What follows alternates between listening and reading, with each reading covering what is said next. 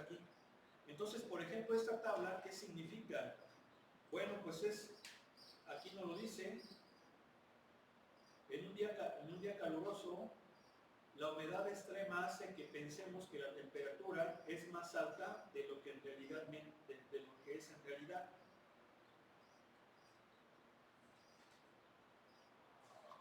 En aire seco percibimos la temperatura ser más baja que lo que el termómetro indica. Es decir, la humedad, no sé si eso se han fijado, que la humedad hace que se sienta más calor. ¿Sí?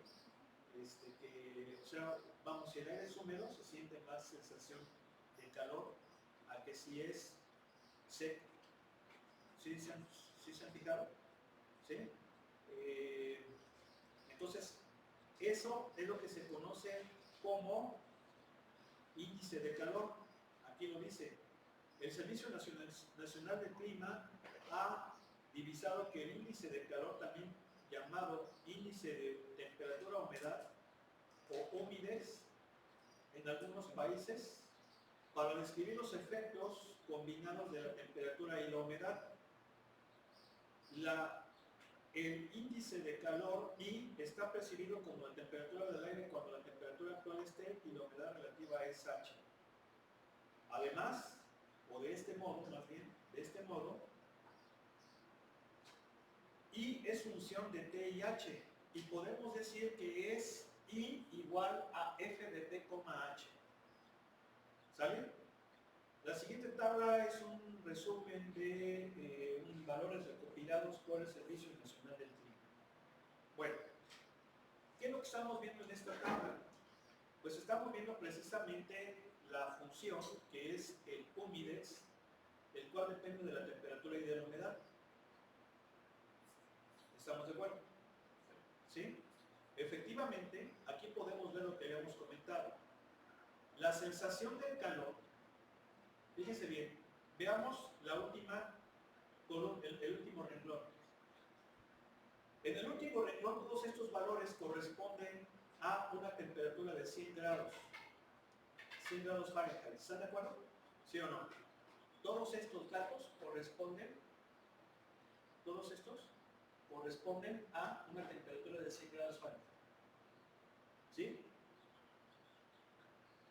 Y podemos ver que la sensación del calor es mayor entre más grande sea la humedad. ¿Sí están de acuerdo? Sí. La humedad va en columnas, observen. Los valores de la humedad van en columnas y los valores de la temperatura van en renglones. Es decir, el último renglón son valores de la humedez cuando la temperatura es 100 grados Fahrenheit, pero la humedad aumenta y podemos ver que efectivamente mayor humedad hace que se sienta más calor. ¿Sí están de acuerdo o no? ¿Sí? Bien. Profe, antes de continuar la referencia, te puse en el grupo, una encuesta para preguntar qué. Bien.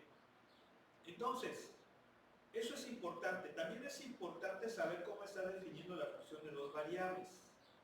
Vean, aquí el libro está manejando como primer variable T y como segunda H.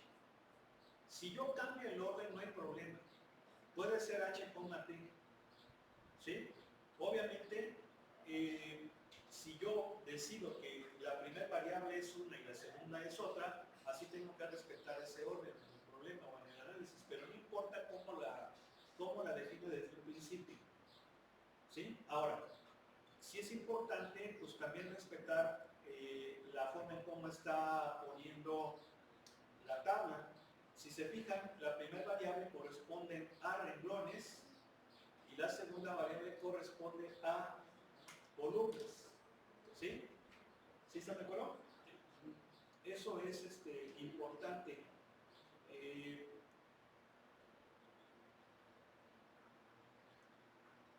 Que nos pongamos de acuerdo en cómo está analizando el problema. Bien. Entonces, fíjense, aquí tenemos la definición de la derivada parcial. ¿Qué es esto de derivada parcial? Bueno, nosotros estamos viendo que tenemos una función de dos variables. ¿Sí? Por ejemplo, z igual a f de x, y es una función de dos variables. ¿Sí? Entonces, yo puedo derivar z con respecto de x, pero como son dos variables independientes y estoy derivando con una, pues eso va a ser una derivada parcial. ¿Sí? Es decir, las derivadas parciales es cuando derivamos una función multivariable con respecto a una y solamente una de las variables independientes. ¿Sí? ¿Qué va a pasar con las otras variables? Las vamos a mantener constantes, las vamos a suponer constantes. ¿Sí? Ahora, esa es la notación más usada para derivadas parciales. Esa notación se debe a un matemático que se llamaba Gustav Jacobi, muy importante él. De hecho, si se fijan, se basa mucho en la definición de Leibniz, nada más que como es una variación parcial, por eso le pone estas D deformadas. ¿Sí? Son las D deformadas. Ahora, también hay otra notación que es esta. Esta es la definición de los subíndices. Aquí estoy diciendo que estoy derivando parcialmente de la función con respecto de x. ¿Queda claro? Ahora, yo sé que la derivada es un límite, entonces aplico exactamente la misma fórmula de la derivada de cálculo diferencial. Esto va a ser f de, como así estoy calculando la derivada con respecto de x, lleva a permanecer constante, y entonces esto va a ser x más h, y menos f de x, y sobre h. Si se fijan, la variable que cambia es x. ¿Por qué? Porque estoy derivando parcialmente con ella. ¿Sí? Si yo derivara con respecto de y, pues entonces la cosa sería así. Límite cuando h tiende a 0 de f de x, y más h menos f de x, y sobre h. Creo que se entiende todo eso, ¿no? ¿Sí o no? ¿Sí? Ahora, estas dos son las notaciones más utilizadas para derivadas parciales. Existen otras notaciones. Por ejemplo, existe también esta, que es la derivada parcial con x o derivada parcial con y, pero pues esta notación no es muy usual. Y eso lo tenemos allí en esos apartados. Miren, aquí está precisamente la definición de derivada parcial. Aquí está lo de las diferentes notaciones de las derivadas parciales, lo que habíamos comentado. Aquí está la notación de la D, pero no es muy usada esa. No es muy usada. ¿Sí? Bien. Ahora, ¿cuál es la interpretación geométrica de la derivada parcial? Bueno, aquí lo tenemos en esta figura. Si ustedes se fijan, ahí tenemos una superficie que viene siendo la gráfica de una función de dos variables, aunque como mínimo serían tres. Eso ya lo comentamos. La función multivariable más pequeña que podemos encontrar es la de dos variables, aunque en total son tres. Dos independientes y una dependiente. ¿Sí o no? ¿Y esto por qué? No porque no tengamos capacidad de analizar funciones de más variables, claro que la tenemos y no hay ningún problema. Sí, no hay ningún problema. ¿Por qué? Porque recuerden que todo esto ya no nada más se generaliza. La cuestión es que esta es la mínima cantidad de variables que podemos representar gráficamente. ¿Sí o no? Como son tres variables, pues es el espacio tridimensional. Si fueran cuatro ya no podemos hacerlo. Con 5 menos, 6 tampoco, así hasta n. La mínima cantidad son 3. Y eso, pues es el espacio tridimensional, como el que está aquí. ¿Sí o no? ¿Sí? Bueno, entonces, este es el orden. Aquí tengo yo una superficie que viene siendo la gráfica de una función de este tipo, ¿no? ¿Sí o no? Sí. ¿Sí? Bueno, sabemos que el dominio de la función pues es un punto o son los puntos en el plano XY. Vamos a suponer a coma B. A este punto a coma B le va a corresponder un valor de la función, y entonces ya vamos a tener esos puntos que van a determinar la superficie.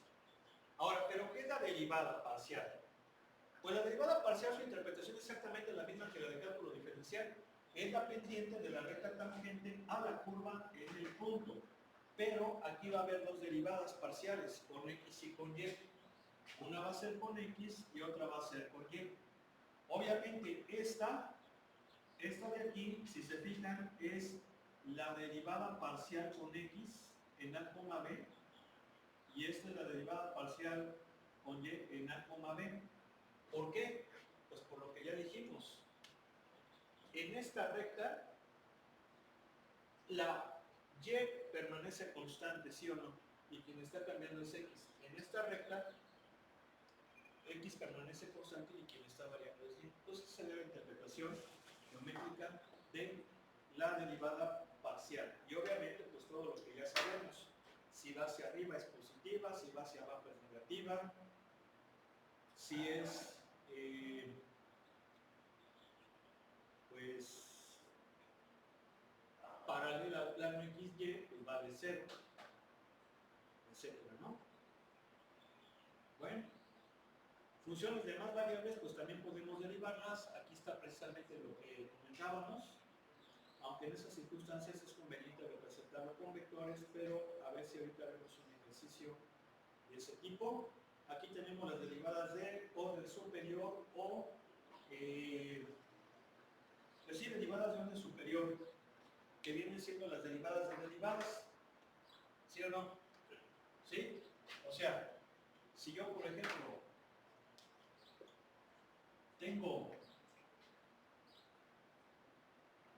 la derivada de f con x, pero luego la vuelvo a derivar nuevamente con x, pues esa es una segunda derivada, ¿sí o no? Sí. La segunda derivada con respecto de x, ¿sí? Sí. Si yo tuviera la notación de la subíndices, pues sería así. Vamos a ponerlo aquí. Así. Bueno, si ahora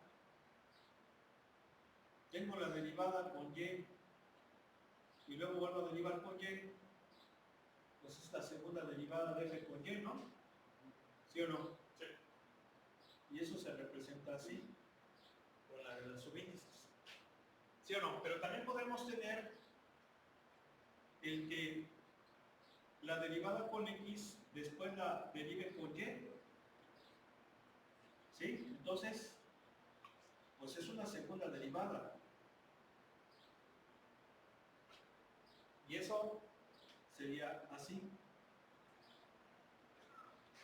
¿Sí? O también puede ser el otro caso, que primero derive con y luego con x. ¿Sí o no? Entonces, ¿eso cómo va a ser? Pues va a ser así. ¿Oigo? Sí. Y eso va a ser así. Entonces, fíjense cómo se ponen sobre todo estas derivadas. Si yo utilizo la notación de Jacobi, ¿sí? Primero se deriva con la que está más a la derecha. Primero fue con x, luego con y. ¿Sí o no? Sí. ¿Sí? Sí. Aquí primero fue con y, luego con x. Pero si utilizo la de los subíndices, es al revés. Es de derecha a izquierda. Primero con x, luego con y. Primero con y, luego con x. Eso es importante. ¿Sí o no? Sí. ¿Sí? Aguas con que vayan a poner derivadas parciales con la d. ¿Sí? A ver. Sí, porque chavos, de veras, que esta derivada parcial me la ponen así. ¿Cómo ven? No, pues ustedes no tienen ni idea de lo que se ve. ¿Sí o no? Sí. No tienen ni idea. Aguas. ¿Sí? Esto, miren, ya, esto es para que ya ni les califique el examen. ¿Sí? O sea, no viene a clase o viene y calienta el asiento o nomás viene y se pone el audífono y se echar a pinche Champions. ¿Verdad? Ah, por cierto, regálanos una hoja, por favor, joven. Ponle la fecha, el grupo M08, perdón, 04, ¿verdad? Ya todo pasa la lista ya. No voy a ver, bueno, ¿verdad?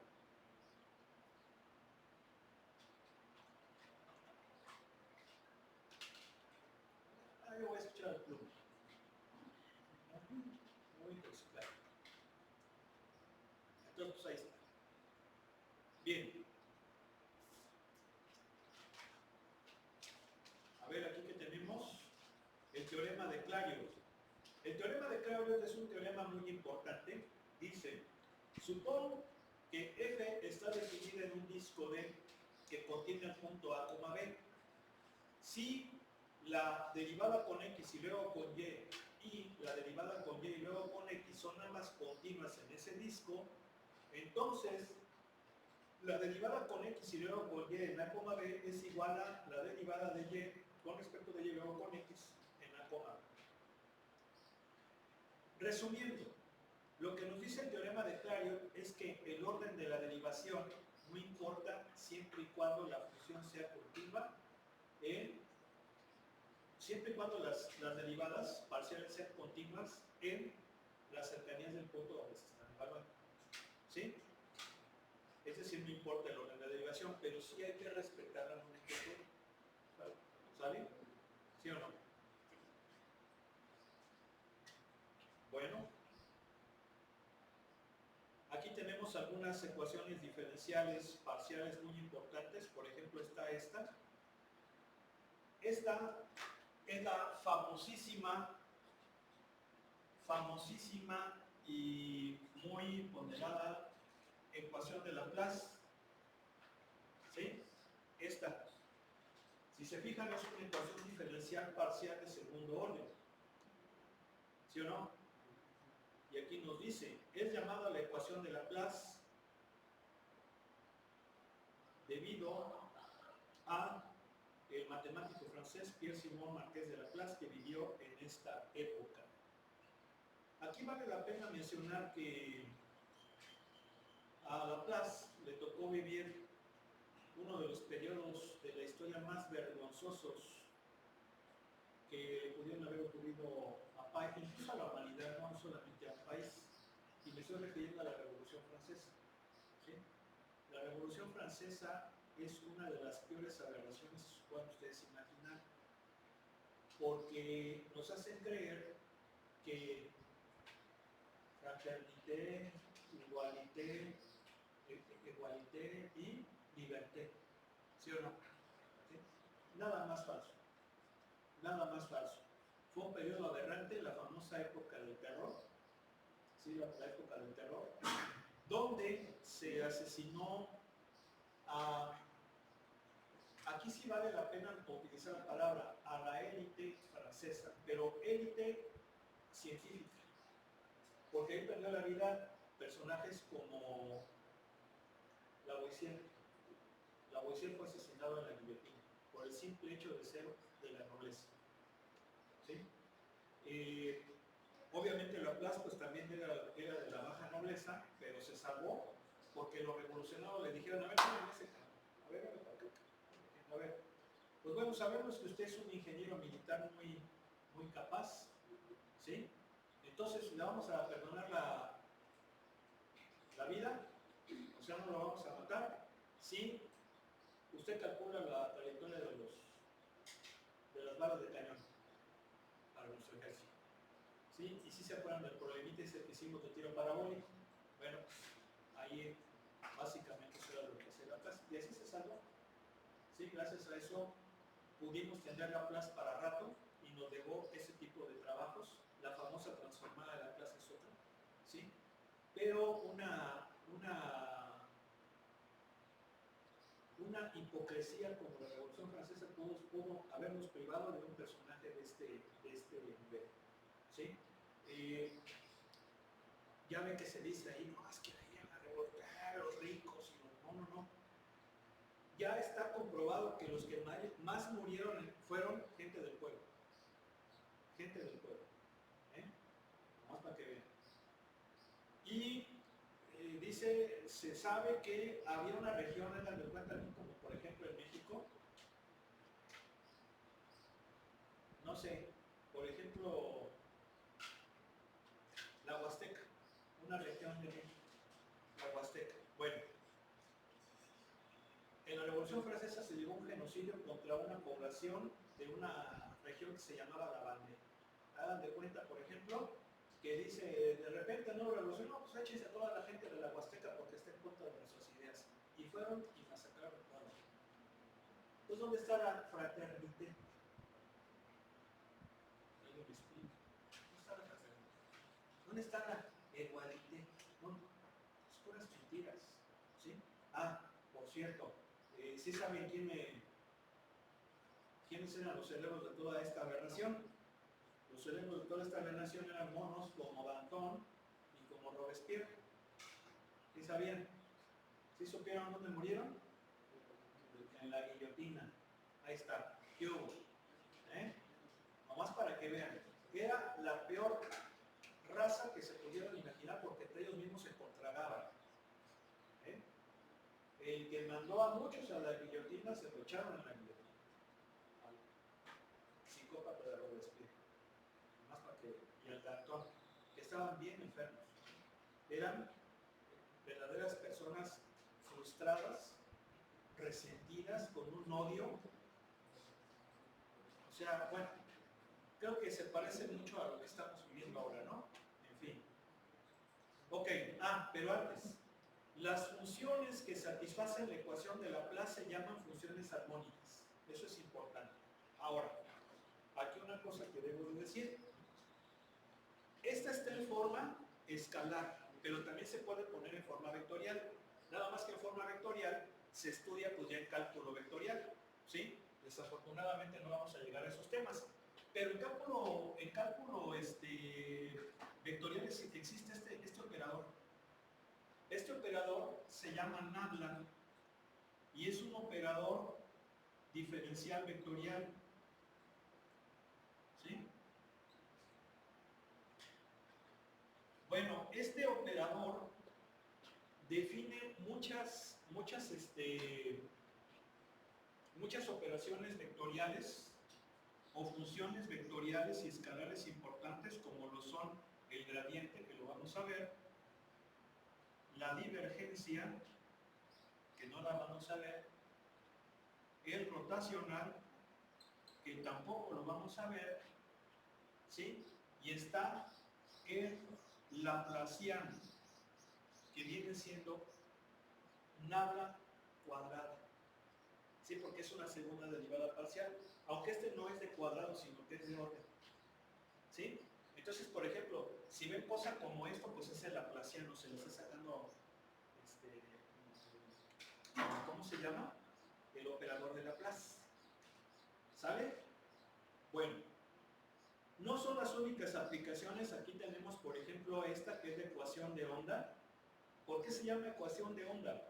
Porque todo movimiento mecánico que satisfaga esta ecuación diferencial de segundo orden es un movimiento ondulatorio, ¿sí? Es decir, cuando ustedes tocan su guitarra, ¿sí? ¿Qué pasa? Empieza a vibrar la cuerda y al vibrar la cuerda se produce el sonido.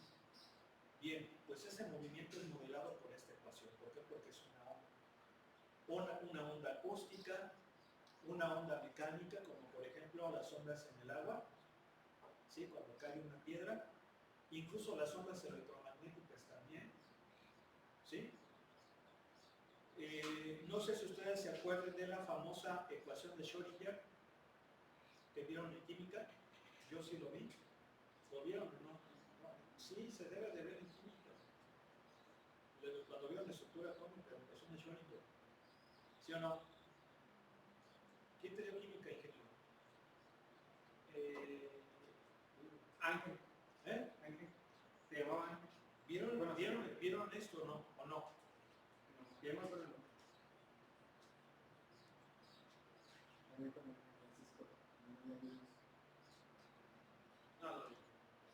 ¿Sí te dio? No me acuerdo. Ahí se ve la ecuación de Schrödinger y la ecuación de Schrödinger tiene esta forma. ¿Sí? ¿Por qué? Porque habla de cómo es, por ejemplo, el átomo, ¿no?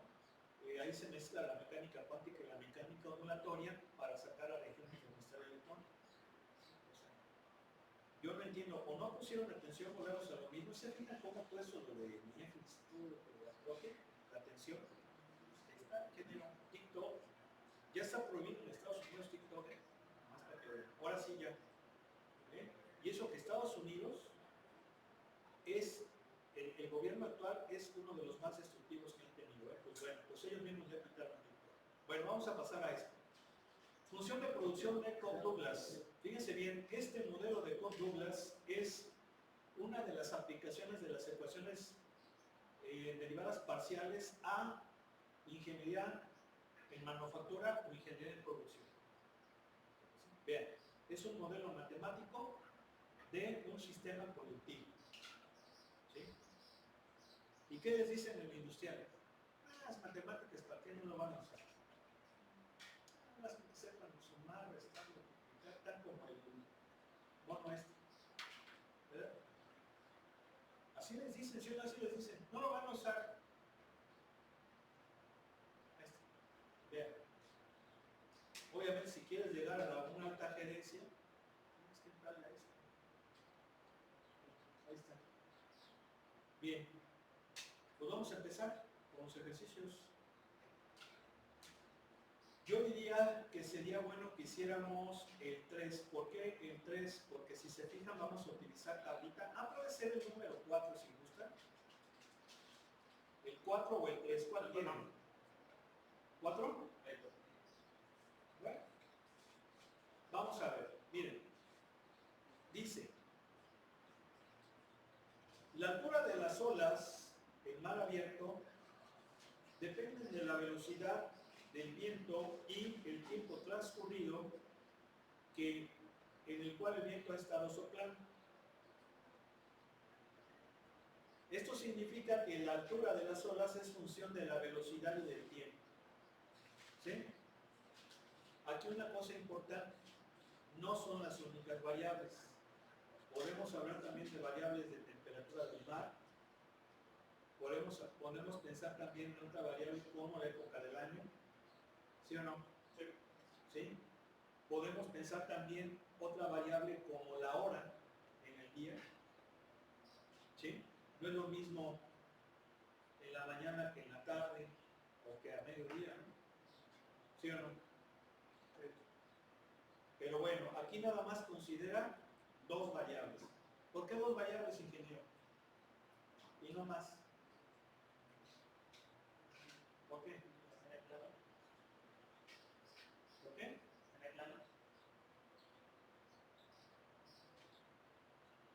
Sí. Está en el plano. No, ¿cómo que está en el plano? Si está anclado, así es porque está anclado. ¿Anclado? No, en el plano, o sea que por eso nada más dos. Solo son las variables porque si le metemos más ya no entra en este. Ya no podemos hacer una representación gráfica. Sí, pero obviamente entre más variables metamos, pues estamos describiendo el fenómeno más profundamente. ¿Sí? Bueno. Ahora una cosa importante. Recuerden que, bueno, voy a continuar y ahorita les digo. Los valores de la función h de v, t están registrados en la siguiente tabla. Aquí tenemos esta tabla. ¿Sí? Vean, también esta es una de las razones por las cuales son 3 variables en total, siendo 2 independientes. ¿Por qué? Porque ya si fueran 4, ya no podemos hacer esta tabla. ¿Están de acuerdo? Sí. Ya no se puede. O sea, este tipo de tablas es 2 variables independientes y una dependiente. ¿Sí? Una dependiente en columnas, otra dependiente en renglones, y los valores correspondientes a la función son los valores en las casillas. ¿Sí o no? Sí. ¿Sí? Si fueran más variables, ya este arreglo ya no serviría, habría que idear otro, no sé, una columna de Excel, pero ya se pierde mucho control en el análisis. Si bien es cierto que me va a dar resultados mucho más aproximados y mucho mejores si yo analizo más variables. Pero aquí con 3 nada más, 2. Bien. Dice, ¿cuál es el significado de las derivadas parciales de h con respecto de v y de h con respecto de v?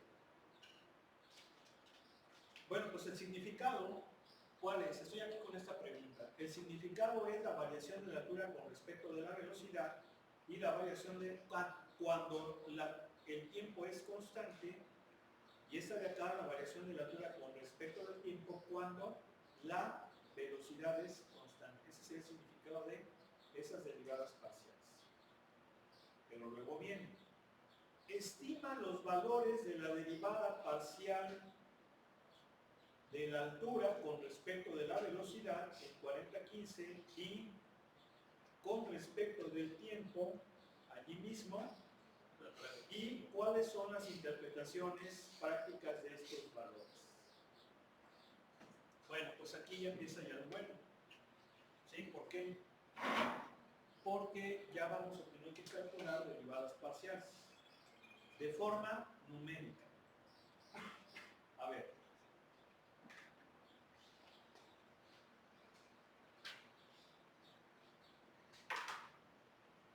Si se fijan, nada más vamos a hacer una. ¿Cuál quieren?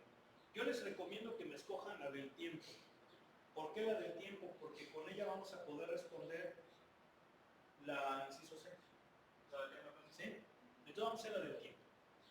Bueno, vamos a calcular la derivada parcial con respecto de t en 40-15. ¿Sí? Eso también lo podemos poner así.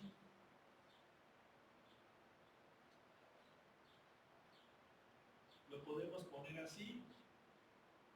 ¿Sale? O lo podemos poner, ¿cómo le llamó a la variable? H. ¿Sí? ¿Por qué? Porque acuérdense que H es función ¿de quién? De V y de T. Esto es importante, saber cuál puso primero, ¿eh? Importante. Entonces, si es así, la puedo poner también así, ¿sí o no? ¿Están de acuerdo? ¿La puedo poner así o la puedo poner así? ¿Sí o no? ¿Sí? Bien.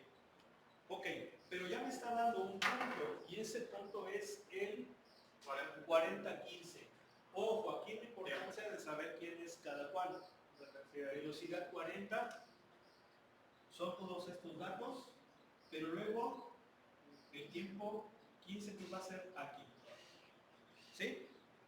¿Sí o no? Ahí tengo que calcular la derivada parcial. ¿Cómo lo vamos a hacer? Pues lo vamos a hacer de forma numérica.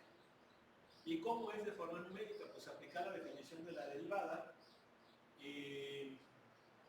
propiamente como la conocemos, y tener en cuenta que la derivada es un límite. Entonces para que exista debe de ser igual el límite por la derecha que por la izquierda, entendiendo por la derecha cuando aumenta y por la izquierda cuando disminuye. ¿Sí? Entonces hay que sacar la derivada por la derecha. ¿Sí? Vaya a sacar la derivada con respecto de t por la derecha. ¿Sí? ¿Y cómo le hago para sacarla? Bueno, aproximadamente. ¿Por qué? Porque siempre que tenemos datos numéricos nunca va a ser exacto. Siempre va a ser aproximación. ¿Y esto va a ser qué cosa? Aproximadamente el f, la formulita que anotamos. De 40 más. F de 40 más h, en este caso, a ver, si estoy derivando con respecto de t, No, sería 15. ¿quién varía? ¿Quién varía? ¿Varía t o varía v? T. Por lo tanto, quiere decir que voy a manejar datos en columna. ¿Sí? ¿Por qué? Porque aquí estoy diciendo que varía t, pero v permanece constante, ¿no? ¿Sí o no? Entonces, como lo estoy haciendo por la derecha, ¿quién está por la derecha? 50. ¿Sí o no? Quiere decir que h vale 10. ¿Quedó claro o no? ¿Sí? ¿Sí o no? ¿Por qué? Porque es 50. ¿Sí se entiende? Bien. Coma 15 menos menos f de 40,15 entre, ¿cuánto vale h? 10. ¿Sí se entendió o no? Pero ¿Es la definición de la derivada? Pero usted no se varía el tiempo, entonces sería 15 más 10, porque 40 sería la constante. Ah, es que es con respecto de t, ¿verdad? Sí. Cierto. Entonces sería 40. No, a ver, pero espérenme, esto está mal. No estamos sacando la derivada con respecto de t, sino con respecto de v. Ese aquí se me fue la onda. Este es v y este es t. Entonces van a ser valores, ¿dónde? Aquí, por la derecha son estos, ¿están de acuerdo? Y este es por la derecha y este es por la izquierda. Acuérdense que por la derecha es el que es más, pero ¿más quién? ¿Más quién? Pues más t, porque estoy derivando con respecto de t. ¿Dónde está la derecha de t? Acá. ¿Dónde está la izquierda de t? Aquí. ¿Sí queda claro? Entonces, ¿cómo va a ser? F de 40,15 más, ¿cuánto vale? 5. Sí, porque debe de ser 20, ¿no? Menos f de 40,15 entre 5. ¿Sí se entendió ahora? ¿Sí se entendió ahora? No. Bien, ya nada más sustituimos y ya nos vamos. Sería 23 menos 25, ¿verdad? ¿Sí están de acuerdo? 23 menos 25 sobre 5. ¿Cuánto nos va a dar esto? Menos 2 quintos, o sea, menos 0.4. ¿Sí o no? Bien, vamos a sacarla por la izquierda. Va a ser aproximadamente ¿quién?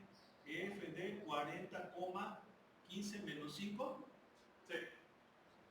Menos F de 40,15. ¿Sí estamos de acuerdo? Sobre menos 5. Sí se entendió que es menos 5, ¿verdad? Ahora. ¿Sí o no? Sí. ¿Sí se entendió? Sí. ¿Sí? Entonces, ¿quién va a ser? 21 menos 25 entre menos 5. ¿Cuánto me va a dar esto? 4 octavos. 4 octavos, ¿no? No, 4 quintos. Que viene siendo 0.8. ¿Sí estamos? Sí. ¿Sí es así? Sí. Y luego se saca un promedio, ¿o qué se hace por los casos? ¿Sí se entiende?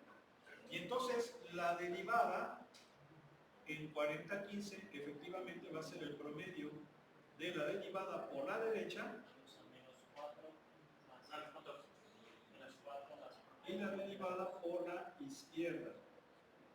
Sale. ¿Y entonces cuánto nos va a dar? menos 4 más 8 entre 2. Ajá. ¿Punto 2? Sí. Punto 2. Bueno, anótenlo por favor. Mañana continuamos con el ejercicio. Pero es por representación negativa.